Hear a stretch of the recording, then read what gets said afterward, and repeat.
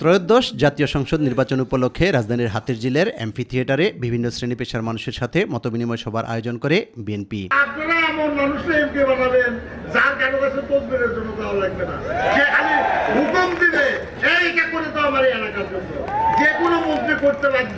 অনুষ্ঠানে ঢাকা 17 আসনের বিভিন্ন স্থানে বিরাজমান সমস্যা তুলে ধরেন নানা শ্রেণী পেশার মানুষ।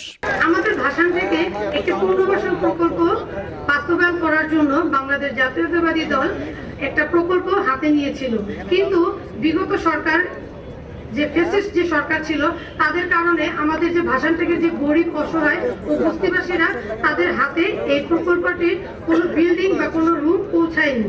রাস্তাঘাটের মাধ্যমে দূরে থাক পরিষ্কার একটি সুস্থ ব্যবস্থা করি আমাদের যাতায়াতের পক্ষে বাসের রিকশায় আমরা বিভিন্ন জায়গায় হ্যারাসমেন্টের শিকার হই। জনগণের ভোটে বিএনপি ক্ষমতায় অধিষ্ঠিত হলে এসব সমস্যা সমাধানে কাজ করা হবে বলে জানান বিএনপির চেয়ারম্যান তারেক রহমানের সহধর্মিণী ডাক্তার জুবাইদা রহমান।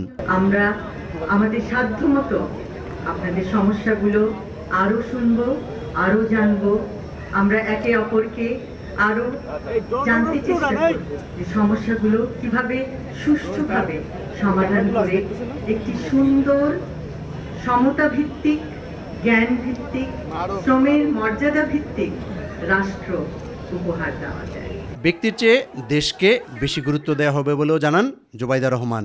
আমি, আপনি, আমাদের সকলের সমস্যা অনেক, কিন্তু সুষ্ঠু পরিকল্পনার মাধ্যমে এই সমস্যাগুলির সমাধান সম্ভব।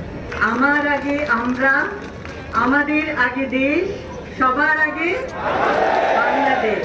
এদিকে রাজধানীর বিভিন্ন স্থানে ধানের শীষ প্রতীকে ভোট চেয়ে প্রচারণা চালিয়েছেন বিএনপির মনোনীত প্রার্থী ও তাদের সমর্থকরা। মাদক সন্ত্রাস চাঁদামুক্ত ঢাকা 11 আসন গঠনের এবং আমরা ইনশাল্লাহ আশা করি যে আমরা বিপুল ভোটে বিজয়ী হতে পারবো এবং তারেক রহমানের নেতৃত্বে বৈষম্যহীন একটি উন্নত কল্যাণ রাষ্ট্র আমরা প্রতিষ্ঠা করব। ইউসুফ আলী, মাই টিভি, ঢাকা।